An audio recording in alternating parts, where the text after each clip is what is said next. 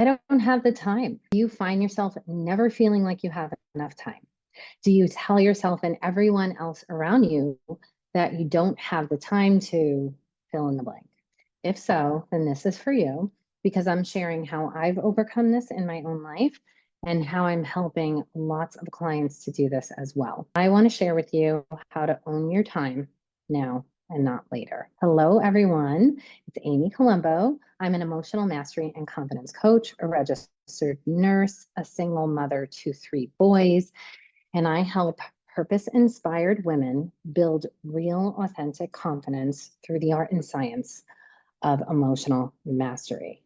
I help them to stop holding themselves back and to start having their own back through the pursuit of creating a life that they love. My intention with this talk is to help you to own your time now and not later, and to show you how your own mindset is actually working against you when it comes to this most valuable and available precious commodity that is right at your fingertips. I don't have time is a story. It's a belief. It's a habitual pattern at this point that you've been reciting to yourself for decades. You heard your mother say this. You heard your father say this, your sisters, your brothers, your teachers, anyone and everyone. And I want you to take a moment and I want you to think of what is the relationship? Yes, a relationship that you have to time. What was the blueprint that was given to you to time? Think of how your mother related to time, how your father related to time. Were they always rushing and always late, like my mother was? Were you, as a teenager, trying to reclaim your time and freedom through the art of procrastinating? Does your procrastinator that's sabotaging you now in adulthood actually go back to your rebellious teen years? I know mine does because I've done this work. What is your relationship to time? Do you want it to change? And yes, you have the power to change it. So first, let's start off with what is time anyway? Well, there are 14 definitions of time in Webster's dictionary, and that's as a noun. And the one single definition that I'm bringing in today is time is life. Yes, you heard that correct. In the synonym section of the dictionary, it was life, lifespan, lifetime. Time equals life. Time is precious. Time is finite. We only get so much of it. The average lifespan for a woman in America is 81 years. The average lifespan for a man is 76 years. So I'm going to break that down for you. In 81 years, because most of my audience are women, in 81 years, you have 29,565 days. I'm 48 years old. So at 48 years old, I've only got 33 years left if I live to the average age of a woman in America, which is 81. That's 33 more winters, springs, summers, and autumns. That's 33 more years and opportunities for me to accomplish my goals and my dreams. That is 33 more years for me to visit family, friends, people that I care about that don't live close to me. How many years do you have left? How many summers do you have left? How many visits to mom, dad, the children, if they don't live in your state or your country, to grandma, to a loved one, do you have left? When will be the right time for you to take that trip, lose the weight, start eating healthy, run the mile, run the marathon, start the business, write the book, join the gym? When will be the right time? If not now, you only have a finite amount of time left. Time is a mindset. Time equals life is the new definition that I want to give you, that I want you to adopt. Your time is the equivalent of your life. What else do we have if we don't have our time? You have the time. And I want you to, at the very least, let go of the saying, I don't have the time, and stop saying it and replace it with, I do have the time. I'm just not prioritizing this thing. When you find yourself saying, I don't have the time, what you're actually saying is, I'm choosing not to prioritize this thing right now.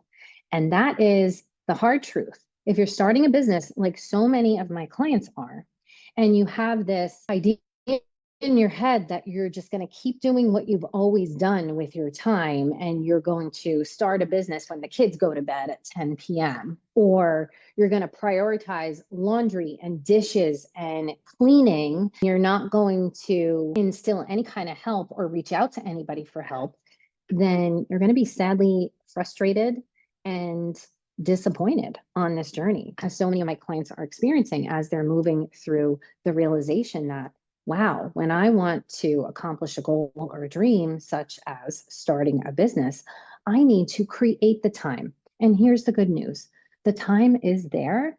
You just need to reorganize, redistribute, and claim the time for what's most important to you. So when we start this journey of reclaiming our time, something that you can do straight away and something that I have my clients do is I have them do a time audit. A coach had me do this years ago. It was the most eye-opening thing. If you've ever done a food audit or a food journal, this is no different. This is exactly the same, except with your time. You do this from 1 to 3 days. That's it. You don't have to do it for an entire week. And you will see, as you are right now, without even moving anything around, you will see exactly where you're wasting your time, where time is just being wasted or buffered away with those things that we all know that we're trying to stop doing. When I first did this time audit for myself, I was taking almost 7 to 10 minutes for each bathroom trip. Why? Because I was bringing this thing in with me, my phone. And when I stopped bringing my phone into the bathroom trips took me anywhere from less than a minute to like 3 minutes flat. I reclaimed so much time just by not bringing my phone in, because what I was doing is I was wasting time. I was multitasking. Multitasking actually wastes time. And when we're looking to reclaim our time, we want to start monotasking. So doing a time audit, which is very simple, all you're doing is you're monitoring every minute of your day for 1 to 3 days, from the moment you wake up until the time you go to bed. Here are the things that are stealing your time away. Complaining. This is the number one waster of time. If every time you get together with someone, whether it's a family member or a friend, and you are spending the time complaining, blaming, shaming yourself or others, gossiping, which is the equivalent of complaining, blaming, and shaming yourself or others, you are wasting your time. If you're doing this to yourself, if you're in your head spinning, complaining, blaming, shaming yourself or others, this is also stealing your time. Scrolling. We are all dealing with this right now. And it's enough to know that from the youngest of kids to the eldest of adults, whether we're on our phones or our tablets, we are scrolling and wasting time.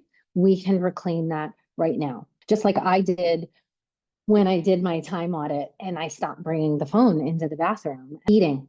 A lot of us buffer and waste time by eating. How many of us are trying not to eat late at night? And why are we eating late at night? Because we're bored, because we want to feel a little bit of happiness. We are emotionally eating, but we are wasting our time. What else could we be doing with that time? Drinking. Anyone that is highly successful, most people will give up drinking, or at least cut themselves off at a certain hour or a certain number, knowing that if they have another one, that it's going to steal time from them the next day or days later. Dreading. How many of you are wasting time dreading doing something new?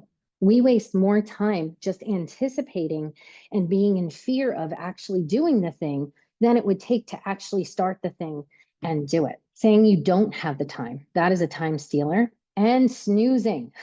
Snoozing is one of the biggest thieves of time. And this is probably the hardest for me. I go back and forth with this all the time.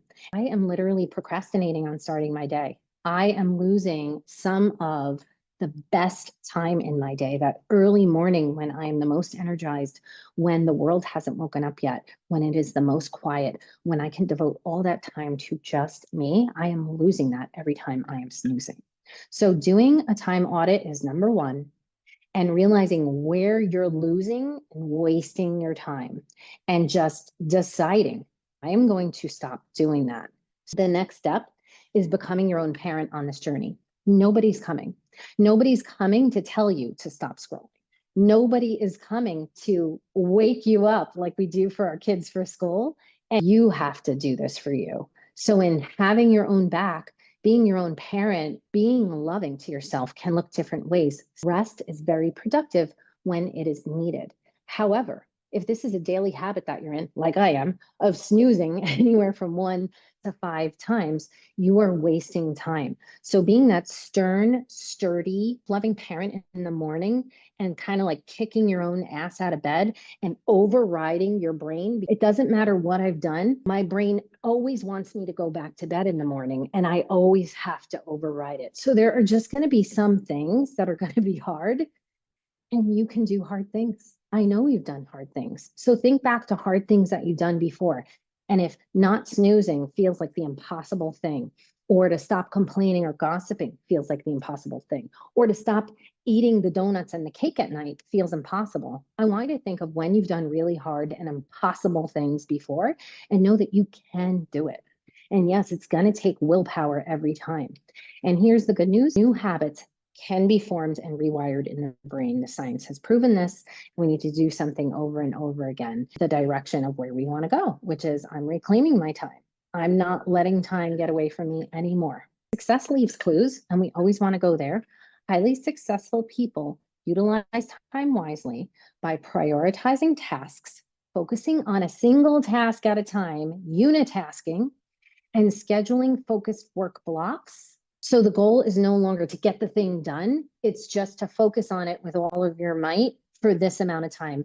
And that's the win. And that is what the most highly successful people are doing. They're doing what is called time blocking. They have mastered the art of saying no to what is a distraction and what does not align with their goals.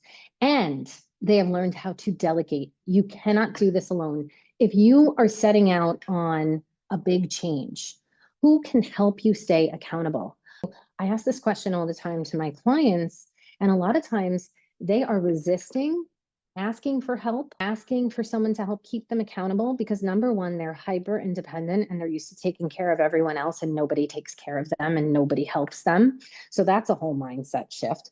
There's a fear that once they actually say it out loud, now they're going to be held accountable to it. Something's really important to you, recruit help. The other thing, I can't tell you how many nurse coaches are not working on their business because they're doing laundry, they're doing the housekeeping, they're doing the cooking. And I'm not saying that those things aren't important because those things are the things that run a household. But truth be told, those are the things that can be delegated, especially to those of us that have kids. And here's another place where clients get tripped up. They don't want to delegate because it's just so easy for them to just do it themselves. When we're delegating things out, we have to take time to make time. Let me say that again. If we want to create time in our schedules, we have to take time to make time. We have to take time to delegate to our kids the house chores, to our partners the house chores, to hiring a house cleaner. This is one of the biggest time stealers of all. So there's a piece of taking time to make time that a lot of people can get resistant to. But I promise you it's worth it. We can let go of control and we can give them the freedom to do it. So saying no to what is not most important, delegating out, recruiting help. You cannot do this alone, and I wouldn't recommend that you do. Prioritizing and focusing using something called the 80-20 rule. And this is where 20% of the activities yield 80% of results. This applies to businesses. So what are those most important things? And I will tell you time and time again, the things that nurse coaches are avoiding in their businesses are the client creation tasks. The client creation tasks are always going to be connecting and talking to humans, making offers to help them. And I will see clients get caught up in making business cards, get caught up in making flyers, get caught up in getting subscriptions, having websites made. And I'm not saying that that's not important. It is, but they're spending all of their time on that. And they're making that what is most important when their goal is to create a paying client. And the only way you're going to create a paying client is by prioritizing the tasks that create clients, which is connecting and talking to humans and making offers to help them. So take notice to what you're avoiding. Most likely, that's the thing you fear the most, and that is the most important thing. So the 80-20 rule, and what highly successful people do is they get that out of the way early.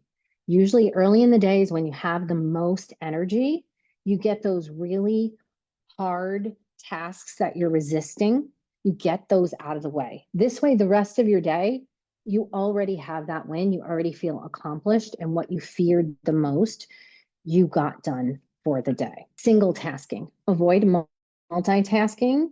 They've proven that no one can actually multitask, that some people just switch and transition from one brain pathway to the other quicker and faster and better than others, but nobody can focus on two things at once. So single tasking and giving all your focus, time, and attention to that one thing is going to be more productive and going to help you to save time in the long run. Time blocking.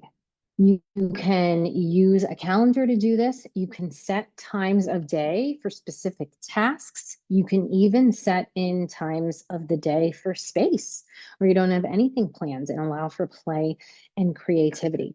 But time blocking and deciding when you're going to do something and deciding it ahead of time will diminish decision fatigue. Because what's happening when you don't know how your day is going to go and you're just deciding in the moment is you're making decision after decision after decision, and you don't realize how much energy it takes to make a decision. I always bring this example in. Steve Jobs was known, he made a decision early in his career that he only wore one thing, and that was black.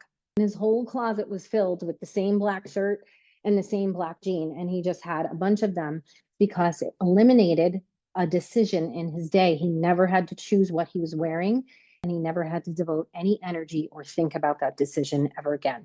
So again, success leaves clues. When you look at really highly successful people and what they're doing, I just watched a video on Alex Hermosi. Alex Hermosi is this huge, like 7-figure entrepreneur. He said that when he went from like rags to riches, that he made a lot of decisions in his day. And one of the decisions that he made, this is really interesting, was to not respond to anyone. So if he got a text or a phone call or an email, he did not respond to anyone.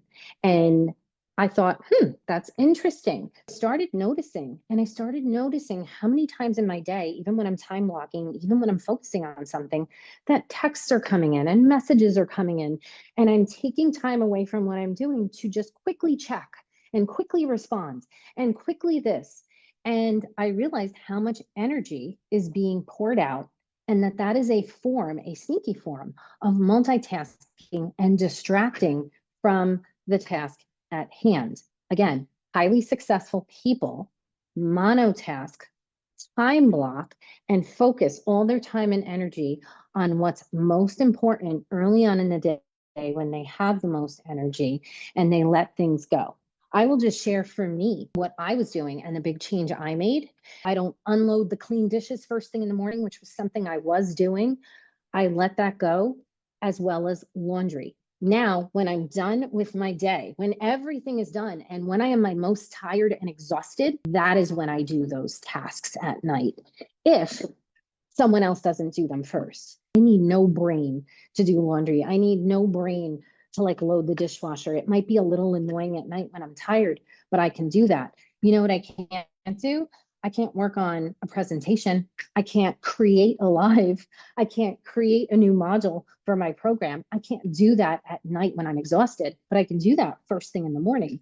And what I was doing is I was letting the laundry and the dishes get in the way of me creating when I was at my most creative. I was just wasting all that creative energy on trivial, meaningless tasks that could be delegated or done with literally no brain at all. So I want you to just think about day and your tasks and how you're doing this and what you can move around and what you can restructure. So in summary, you have the time. Make it count. Do not get caught up on I'm too old, you're not too old, on it's too late. It's never too late. And it's not the right time. You get to decide when the right time is. And the right time just might be now. So don't let another moment go by without you changing your relationship to time, because time equals life. Time is your life.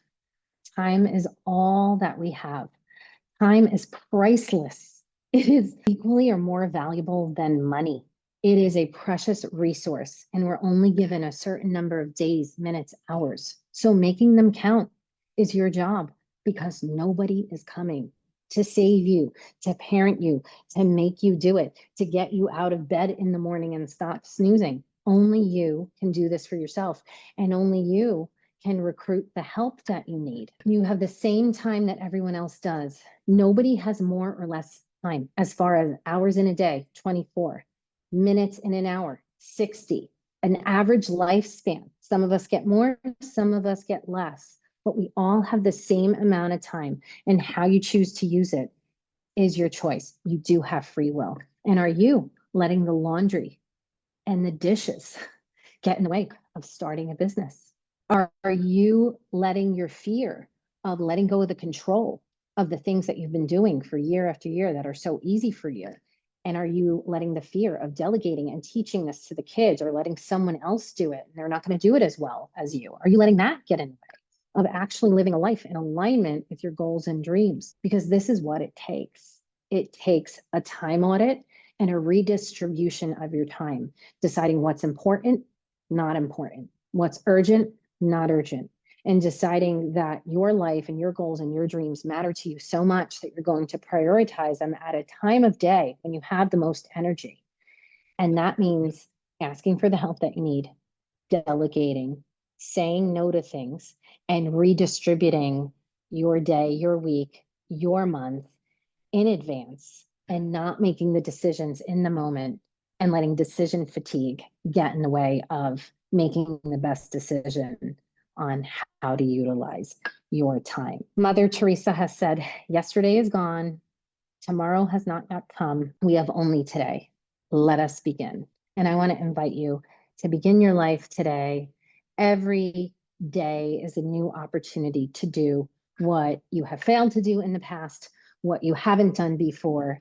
And even if you tried it a million times, you get to try and try again. There are no rules when it comes to your life and how you're deciding to live it. The only rules at this point are the ones that you're setting for yourself. So if you're waiting for someone's permission to claim your time, take this as your permission slip, because that is an illusion. The only person holding you back from claiming your time is you, which means that you are the gatekeeper to owning it and experiencing the freedom that comes from redistributing and prioritizing in this way. If owning your time and making you the priority for the rest of your time that you have left, if that is something that you're serious about, and if you have a painful past maybe getting in the way, a relationship to time that isn't working for you that you want to change, and if you've been going it alone and you really want some help on this journey,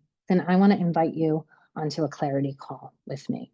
This is a free one-to-one call where you get clear on what you actually want and desire for yourself, what's holding you back for real, because it's never what you think it is, and a roadmap, navigating the change process. You get to leave with confidence and clarity on your next steps, and most importantly, empowered belief in yourself that you can do this. I have 2 one-to-one spots opening up for a September start date, and it has your name on it. So drop the word clarity or DM me to chat more. Bye, everybody.